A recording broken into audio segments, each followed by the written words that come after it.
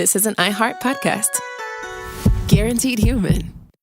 With no fees or minimums on checking accounts, it's no wonder that Capital One Bank Guy is so passionate about banking with Capital One. If he were here, he wouldn't just tell you about no fees or minimums. He'd also tell you about how Capital One cafes are open 7 days a week to assist with your banking needs. Yep, even on weekends. It's pretty much all he talks about, in a good way. What's in your wallet? Terms apply. See CapitalOne.com/bankguy. Capital One N.A., member FDIC. Introducing the all-new Mazda CX-5, featuring more connection. Hey Google, where's the nearest Pilates class? Safety that has your back. More discovery on the scenic routes. More passion in the details. And more control in changing weather. The all-new Mazda CX-5. More to move every side of you. See it in 5 films at MazdaUSA.com/5sides. Google is a trademark of Google LLC. Sequences shortened and simulated. Howdy, everybody. This is Chuck here on the ranch at How Stuff Works Studios, and welcome to Saturday Selects. April 9th, 2009. We're going way back into the archive for this one. How a Ponzi schemes will work. And honestly, I picked this one because I believe this is the very first instance of me doing my bad Italian accent. I think it started with this episode, if I'm not mistaken, and it has since become such a part of the show, and I thought I might as well repost this select episode from where it all began. And not only that, but it's really interesting, It's really interesting. I'm falling into it right now. Ponzi schemes, very, very interesting topic, and we get into it here. We can let you know how to be aware of them and the history behind it. There was a real Ponzi. You know that? All right, learn all about it right now, everyone. How Ponzi schemes work.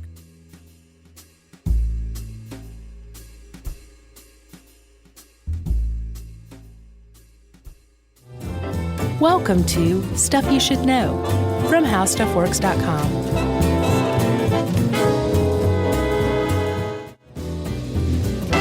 Hey, and welcome to the podcast. I'm Josh Clark. Chuck, say hi. Hi, welcome, people. This is Stuff You Should Know. Indeed. Chuck's got his little jug of vodka. I got my Fresca, and we are ready to go. Right, Chuck? No, I don't drink vodka. Liar, Chuck. Chuck, do you know how we have these web logs now? There's like a Stuff You Should Know web log. AKA blog, yes. Sure, yeah, if you want to be all hip or whatever. I do know how we have that because I write on it every day. I know. I was just starting a conversation, Chuck. Lay off, will you? Sorry. Remember that post I put up yesterday that you said like you read 3 times and still couldn't make heads or tails of? Yeah, I didn't get it. Well, there was a part of it, kind of the crux of the whole thing. I don't know if that's the case or not, but anyway, there's an aspect of it, and it was about these 2 artists. Uh-huh. And one of them just goes by the name Arakawa. Okay. Right? And his partner, and I don't think just artistic partner, I think that they're life partners maybe. Gotcha. Her name is Madeline Gins, right? Okay. And they have been quite successful at creating this architecture that's intended to achieve immortality, right? How so? Well, the way these 2 have done it is through surprising, disturbing architectural choices, right? Okay. Basically, their theory is that if you create or if you live in an uncomfortable dwelling, discomfort or comfort leads to laziness and sedentariness, and then that's ultimately what kills you. Wholly unproven. Okay. But they design their architecture based on that theory. So they keep you uncomfortable. Right. And it's unfamiliar. I think I know this. I think we actually have an article on this. Like the floors are undulating sure. Floors, and yeah, I've heard of that. They also like kind of moonscape floors, right? Angled like ceilings. That just it doesn't sound like a very pleasant place to live. Yeah, pretty interesting though. This one guy, and these things go for they're just to build them. They cost millions of dollars, right. But they have built several. Most of them are lofts in Tokyo, and this one guy who lives in one with his family said that he's lost like 20 pounds and doesn't have hay fever any longer since he moved in there. Yeah. Wow. But their whole firm is basically in jeopardy because they were heavily invested with one Bernard Madoff, who you may have heard of. Ah, yes. This guy's reach extends everywhere. We're talking Kevin Bacon, right? And there's a 6 Degrees joke in there somewhere. Sure. I imagine Kira Sedgwick, since Kevin Bacon's in there. Right. Zsa Zsa Gabor. Yeah, Spielberg. And that's just like the tip of the iceberg. Right. I mean, thousands and thousands of people were invested with this guy. And it turned out he was a Ponzi schemer. That's right.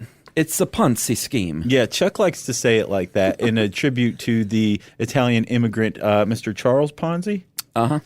Who was running around in the 20s. And the actually, 1920s. yeah, you want to talk a little bit about Mr. Ponzi? Yeah, I didn't know this until I read the article. It's pretty interesting. And, Ponzi's all over the news, so it's kind of cool to get some background. Yeah. Oh, and also we should probably say thanks to all the people who wrote in and requested that we do this podcast. Right. This one's for you. Right. Bernie Madoff, himself wrote in. Yeah, he did. He's like, hey, can you tell everybody what I did? Yeah. So, in the 1920s, Charles Ponzi, what he did was, at the time, there was, if you wanted to send mail overseas, you would include what was called an international reply coupon. Well, if you wanted to reply. Right. But it's basically sort of like when you get something from, a magazine and the postage is prepaid to return the card, Right. It's prepaid so that you get that back to say, hey, these people got that. Exactly. Right. So this is what you did back then.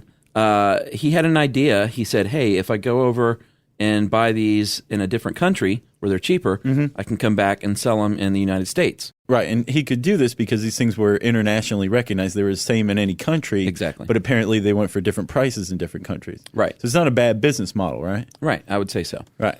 And things went pretty well at first. He got a lot of investors and made some pretty good money. But the return that he promised, what was it again? It was a ridiculous promise. It was, I think, 50% return in 45 to 90 days. Right. So, yeah. That should have been a red flag right there. Exactly. We'll talk about that later. But, that didn't go as well as he thought. But he kept getting investors, and he just kind of kept this all quiet. So what he would do is he would pay back some to the initial investors based on the money that the current investors were giving him, and just kind of kept going in a cyclical way until he had he started, taking a little money for himself too. Yeah. And ended up having, millions of bucks off this in the 1920s before it finally crumbled as a big scam. Well, the reason he was found out was because somebody apparently calculated that there would have had to have been about 160 million of these things extant for him to be making the money he was making. Right. And the problem is there was only 27,000. Exactly. So that's kind of what found him out. But what I got from reading about Ponzi schemes is that Charles Ponzi didn't appear to be a huckster from the outset. Like this is actually a legitimate business that he was trying to run. He kind of fell into it, I think. Sure. I think it was an act of desperation. Right. And, well, we should probably talk about exactly how Ponzi schemes work, right? Right. They're pretty straightforward and simple, but I can imagine that as they just get bigger and bigger, you start to eat a lot of Rolaids. Right. I bet that was the original Ponzi scheme, and I'm sure he was nervous as it was going. How's it go? What kind of scheme? A Ponzi scheme. Very nice, Chuck. Thanks. So do you want to give some detailed explanation on how Ponzi schemes work? Yeah, it's actually pretty simple. Okay. What you do is you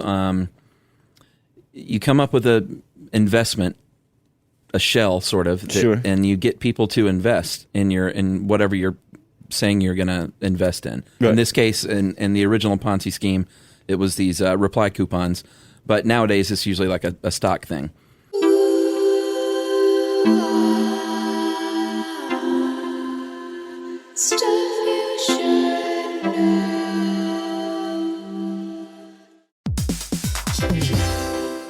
Hey everybody, we're here to talk to you about Wayfair, who believes that spaces should be functional, they should be comfortable, they should be well designed, and they can be well designed by you with their help. Your updated space should feel more comfortable, inviting, and practical for everyday use. And we're talking about outdoor seating, we're talking about grills, we're talking about major appliances. If you need storage solutions, Wayfair can help you out. Patio lighting, rugs, decor. It is your one-stop shop for home. Yeah. I mean, it's getting nice out, so it's time to think about living outdoors for the next few months. And Wayfair knows that outdoor furniture, it's heavy, it's intimidating to assemble. So Wayfair has stepped in and said, we're going to handle the hard part so you don't have to. That's right. You can shop Wayfair Verified, your shortcut to the good stuff. And that means their team of product specialists are going to vet everything by hand using a 10-point inspection, testing things like, quality materials, functionality, and features, and even how long it takes to build that piece of furniture. And the overall experience save time, reduce hassle, hassle and improved convenience. Patio season is here, and these deals won't last. So head to wayfair.com right now to get your outdoor space ready for way less. That's WAYFAIR.com. Wayfair, every style, every home.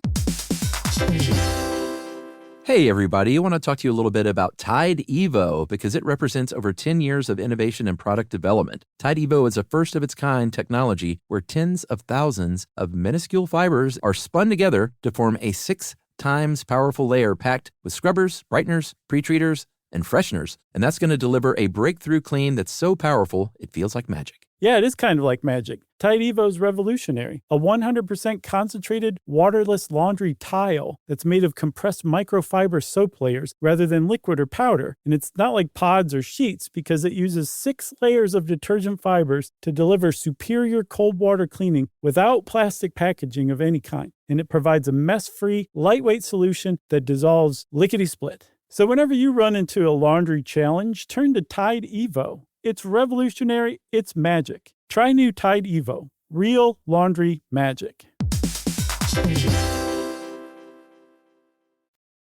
Stuff you should know. So you get these folks to invest, and you take their money and essentially use that first rung of people to attract other people to invest. And once you start getting other investors, you can pay back those initial folks, right, and they can go on record and say, oh, yeah, I made a great return. That's exactly right. And then that leads to even more investors, right? Yep, and more rungs, and you just kind of, it's sort of like robbing Peter to pay Paul. Sure. The entire time. Right.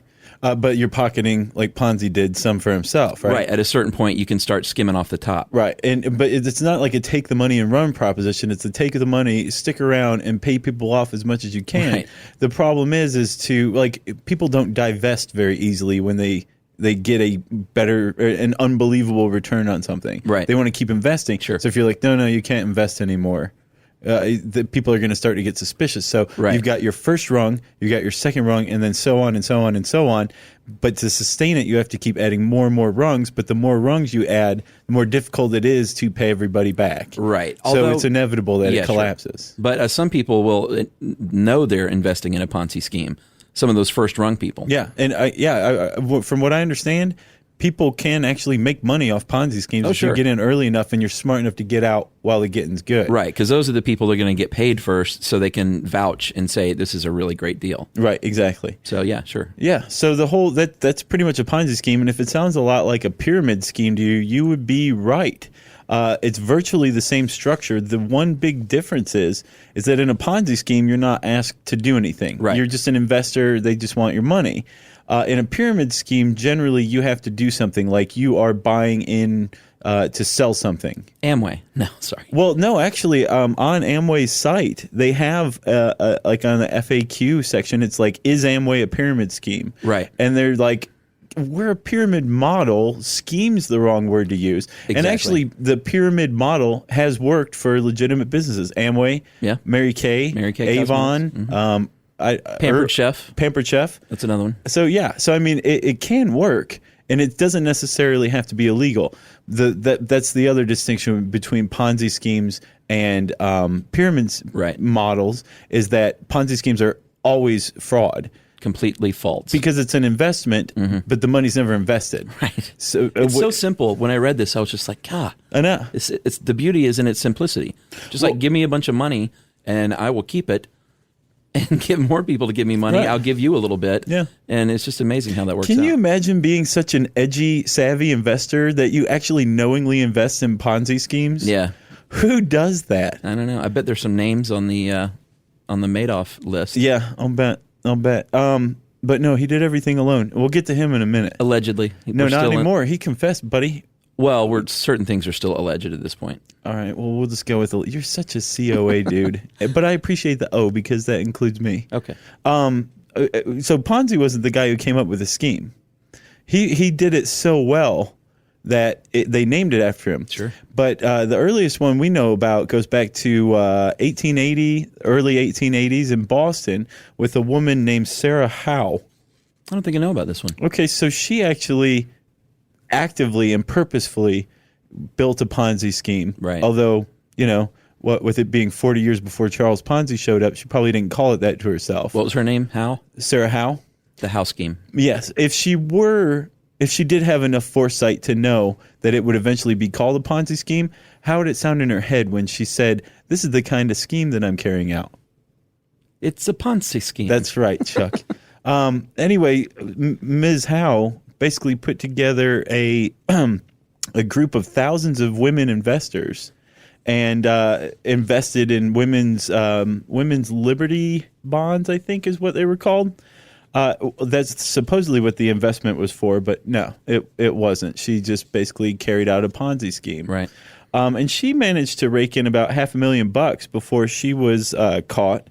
And then another guy shortly after, about the turn of the century, his name was William Franklin Miller, and he also bilked investors for about another $500,000. And this is, substantial enough to be remembered 100 years plus later. But Ponzi was the first one. Right? Or Ponzi was the first big one, I should say. Sure. And then you don't really hear about anybody in the world of Ponzi schemes. I mean, I'm sure you can, but nobody huge doing it right now.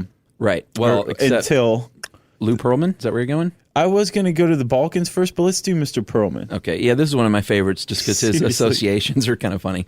Lou Pearlman, who I think you have to say his name like Lou Pearlman.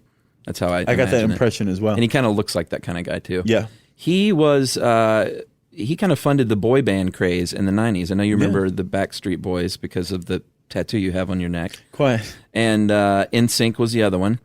I don't know if you have a tattoo of NSYNC. I do. Okay. I was covering all my bases. So he funded these bands, and it turned out in 2006 that he was running a big Ponzi scheme. He had been for like 20 years. Right. And a lot, NSYNC and the Backstreet Boys were kind of funded on this Ponzi scheme. So. I don't think funded kind of at all. I think they were fully funded. Right. Yeah. And this guy created the Backstreet Boys and NSYNC and funded them with illegal money. So those yahoos kind of owe Ponzi with their careers. Yes, they do. I think so. Yeah, well, their careers, past tense. Right. Sure. Timberlake's done well for himself. Was he in one of those? Who? JT. I don't know who that is. Shut up. All right, back to Albania. Yes, Albania. Basically, a whole bunch of people were working this big Ponzi scheme, which, from what I understand, also can extend the life of a Ponzi scheme. Lou Pearlman is an unusual animal. In that he could carry it out single-handedly for 20 years. Right. But in Albania, for a while, a group of Ponzi schemers had one set up that bilked these investors out of $2 billion. Yeah. Before it collapsed. Which is, in Albania, that is 30% of their gross domestic product. Yeah. That's huge. Yeah. Like how to cripple a country, basically. Yeah. So, and I think Albania is probably second world. So I think a hit like that is just ginormous. And that was a big problem when it happened. It was, because when people found out, they started rioting in the streets and fires broke out. And people died. Yeah.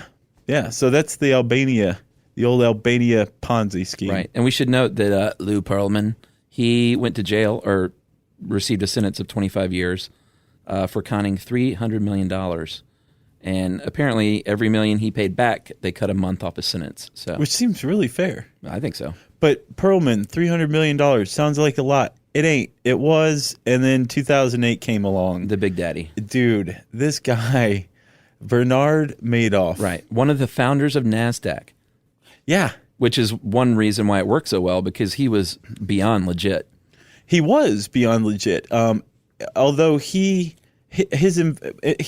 of the other reasons he was so successful was that he was smart. First of all, like Sarah Howe, he used affinity fraud. Mm-hmm. And affinity fraud is where you are bilking, you're using the inclusiveness of a group to against themselves, right? Right. So he used his membership in a uber wealthy, very exclusive Jewish country club down in Florida to prey on investors at first. Right. And the affinity fraud happens a lot, and usually it happens with religious groups somebody comes in and is like, hey, I'm a Lutheran too, and I've got this great investment. Since he's a Lutheran, Sure, you know, you he can seems trust him. upstanding, you trust him, and then that's that. Right. But Madoff very much used affinity fraud, at least at first, and then news of his amazing returns got out. But as I was saying, the reason he was so successful is he didn't pull a Ponzi and say, I'll get you 50% return in 45 days, you know? Right. He offered reasonable, I think 11% was the average, returns over the long haul. Right. That was the key. It was very believable. Well, to an extent. Have you ever looked at our prospectus, the T. Rowe Price prospectus? Or prospectus, yeah. Yeah. Have you ever noticed, like, if you look at it, it's like 1 year, 3 years, 5 years, 10 years, and it'll be up at 1 year, down 3 years, Sure. down 5 years, up. He was offering like a straight, even keel 11% return. Right. You couldn't lose, right? So that actually should have been a red flag, but it wasn't. Right. And in 2001, Barron's, the financial rag, they published an article on him specifically, saying how great his plan was, saying Madoff can't be offering these returns. Mathematically speaking, this isn't possible, and no one listened. Yeah. But chief among the people who weren't listening was the SEC. Yeah, and they've been under a lot of fire lately because they did not listen, they did not investigate, even when it was kind of handed to them like, hey, several times actually something's going on here. There were like 2 or 3 formal complaints to them, and they never followed up. Well, one reason why, and this is even another reason why he was successful, is he was also running a legit business alongside it. So he could sort of defer, you know, when he needed to pay people back and things were getting tight, he could pull a little money out of his legit business. Right.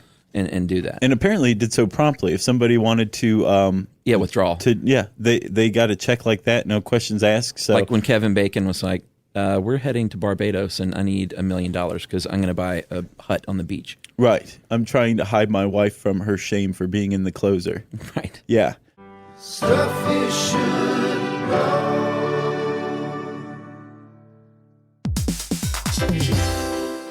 Hey everybody, I want to talk to you a little bit about Tide Evo because it represents over 10 years of innovation and product development. Tide Evo is a first-of-its-kind technology where tens of thousands of minuscule fibers are spun together to form a 6 times powerful layer packed with scrubbers, brighteners, pre-treaters, and fresheners. And that's going to deliver a breakthrough clean that's so powerful it feels like magic. Yeah, it is kind of like magic. Tide Evo is revolutionary. A 100% concentrated, waterless laundry tile that's made of compressed microfiber soap layers rather than liquid or powder. And it's not like pods or sheets because it uses 6 layers of detergent fibers to deliver superior cold water cleaning without plastic packaging of any kind. And it provides a mess-free, lightweight solution that dissolves lickety-split. So whenever you run into a laundry challenge, turn to Tide Evo. It's revolutionary. It's magic. Try new Tide Evo. Real laundry magic.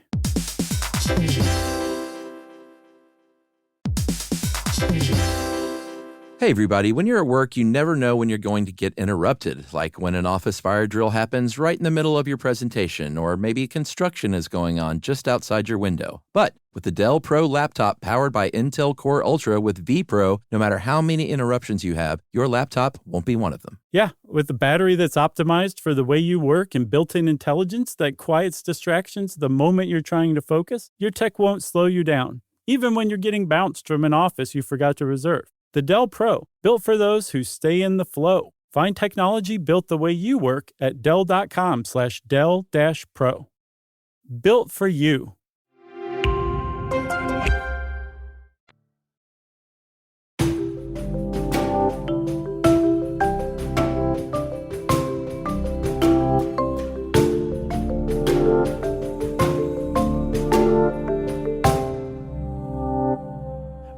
So yeah, Madoff was very, very successful to the tune of what, $20 to $50 billion. Yeah, he made off with.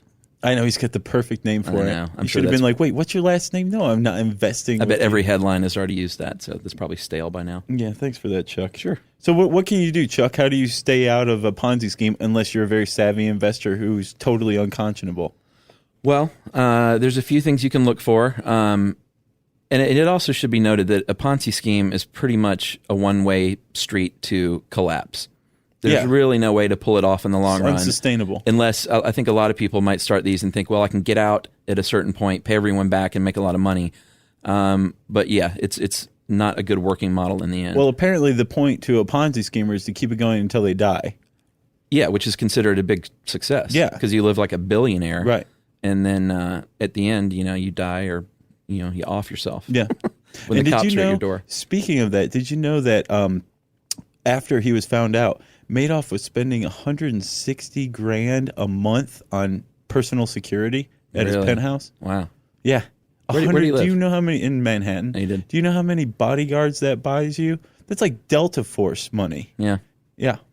Some things you can look for. The obvious, of course, is if it sounds too good to be true, it is. That's the oldest adage in the book, and it's true across the board. So if someone's making you promises on big returns, then you should probably turn around and walk away. Right. Don't let anyone pressure you into doing this kind of pressure, thing. that's another point too, it's usually going to be a high pressure pitch, like you have a very limited time window, maybe for as long as the person's standing there, and you're made to feel like a jackass if you don't take them up on it. But pressure is definitely one of the factors as well. And even one, like you said, that Madoff's scam, where he would not promise huge returns, that might make it a little more believable. But everything, like you said, fluctuates. Sure. So if it's even if it's a consistent like 5% growth for years, then that should be a red flag right there. And also you should ask questions and demand answers as well, because if you have a friend who has a friend that has this great investment and you cut him a check and it turns out to be a Ponzi scheme, well, TS for you. That was a stupid thing to do. Sure. You should know what your money's being invested in. You should know who's investing it. You should, and even if it's legitimate, you should be asking these questions. If it's through any of the major brokerages, find out how many fees there are. Just that's a good habit, no matter what. Right? Sure. And the other thing is, even if you're involved in a Ponzi scheme, even if you get sucked in, it should never break you and leave you bankrupt. Right. Excellent point, Chuck. I think this is probably the most important point. Well, and they always say diversification is a key to a good portfolio, and this is definitely true here. You should not invest all your money in one thing. You're just setting yourself up for bankruptcy and collapse. Whether it's a Ponzi scheme or not. Yeah, exactly. If you do all real estate and you were just totally invested in real estate in 2007, you're in big trouble. Even Donald Trump hit the lowest of the lows at one point. We all forget. I think he's lost a lot of his old edge that he used to have. He's made some bad decisions. Yeah, like the TV show. Sure. No one needs to see that guy. No. And if you do find yourself in a Ponzi scheme and you're not the type to take the law into your own hands with like a tire iron or anything like that, you could always contact the SEC. I don't know that they'll do anything, and they probably won't, but it's worth a shot anyway, right? Right. Oh, and we should, just as a sidebar here, I know that Madoff did confess, but they are SEC is still coming under fire because he's claiming that he acted alone and didn't have any help with this, which is really, really hard to believe, just because paperwork alone for a scheme this size would be huge. And some people think out there that he probably had his family involved and then did everything he could to cover for them and take the hit. So that's yet to come out. Well, also, even if they weren't involved, their salary came directly from the bilking of other people. Sure. Even if they somehow were just totally unaware of it, I don't buy it. It makes it kind of, I don't know, it puts their own wealth in question. Right. So, yeah. So that's the Ponzi schemes. That was very good, Chuck. Thank you. Chuck, that's the last time I'll say that. Are we going to talk about our spoken word album? Yes. Yeah? I think we should. And then maybe we'll talk about blogs and then listener mail? Yeah, stick around for listener mail. All right, so we do have a spoken word album. Our first one.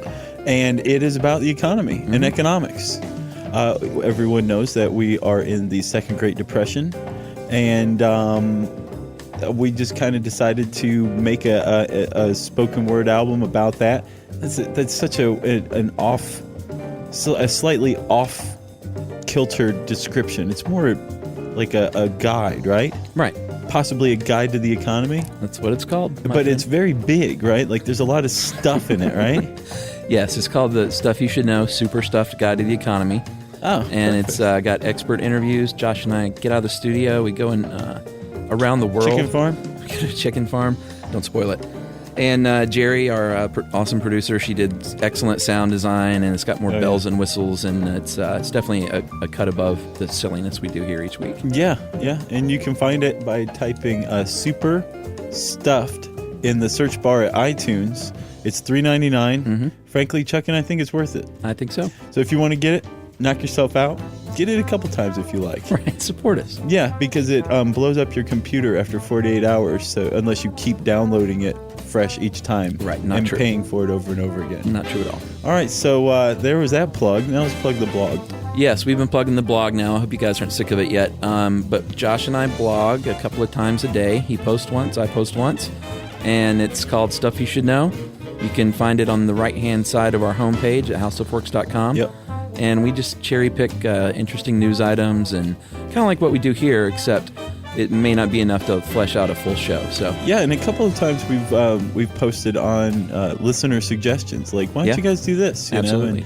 know? So yeah, keep the ideas coming. We love them. We do. It keeps us from having to do any real research. It's true. And you know what that leads us to? Listener mail time. That's right. Okay, Josh, this is an installment of Stuff We Should Know. Stuff we should have known. No, it's not, because sometimes it's additional things. It's not things we messed up. Right. Quit saying that. Yeah. This one is from Sarah, and Sarah wrote in about the word theory versus hypotheses. Sarah is a teacher, and we say all the time, someone's theory, and she says we've been misusing it. She says, in the Thinking Cap podcast, you repeatedly reference theories about savantism and left hemisphere damage. And scientifically speaking, these are not theories, they're hypotheses. So her basic point is that a theory is not just an educated guess. It's something that a lot of detail and research has gone into to get to the point where you can call it a theory, like the theory of evolution, which is often dismissed as, oh, it's just a theory. But a theory has actually got a lot to it. So Sarah wanted us to set the record straight, so we did that. Another little minor correction here. Josh said at one point we were the only country that uses the imperial system. I thought we got this out of the way with the Dead Bodies on Everest podcast. We did not officially. U.S., Burma, Liberia, and Myanmar? Myanmar and Burma are the same place. Oh, okay. Well, there you have it. Ever since the junta, it's now Myanmar. Look at you. Yeah. So Rich from Omaha, Joshua from Eau Claire, Wisconsin, Stefan from Newark, Delaware, and Jean. They all wrote in and told us that. And I have one more, and I like this one. Stephanie wrote in and told us that on our Aphrodisiacs podcast, we're talking about phallic symbol and fallacies. And we were talking about an oyster. Apparently, there is a word for something that resembles the female genitalia. Yeah, I was interested to hear this because we kept saying female genitalia, and I wish that phallus. she had written in before then. And we knew that phallus only represented the male genitalia, but I did not realize there was one for females. Lay it on us, Chuck. Yonic, Y-O-N-I-C.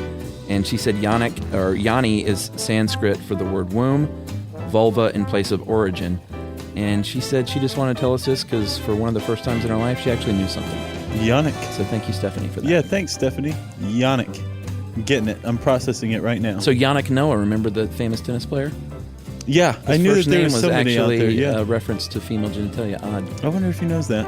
I'm sure he's heard it a time or two. Surely by now. So if you want to point out that there are other words Chuck and I are unfamiliar with, basically let me know that I shouldn't call my crackpot theories, but hypotheses instead, or just say hi. You can send us an email to stuffpodcast@howstuffworks.com. For more on this and thousands of other topics, visit howstuffworks.com. Everyone knows winter is the real mess maker. You don't need WeatherTech floor liners for summer unless you hit the beach and half the beach ends up back in your car, or the campsite dirt ends up in your trunk. Then you'd want a cargo liner, or a road trip goes sideways, lemonade spills, ketchup goes rogue, ice cream drips. Yeah, you'd be pretty happy about those WeatherTech seat protectors. So just to be clear, as the mud you're inevitably going to step in this summer, you don't need WeatherTech unless you plan on doing summer. Visit WeatherTech.com today.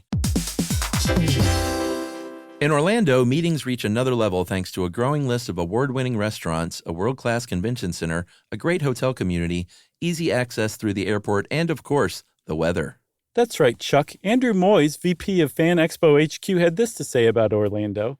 Often we will bring our entire team to Orlando for the event, and that includes our executive-level team members as well. And we're able to give them a great experience with luxury hotels, special restaurants, All those key things to feed into the proper executive experience. He also said that Orlando's easy airport access and close proximity to hotels and transportation make it a top choice for hosting major events. And while you may know Orlando for its attractions, industries like healthcare, aerospace, and advanced manufacturing make it a hub for cutting-edge businesses.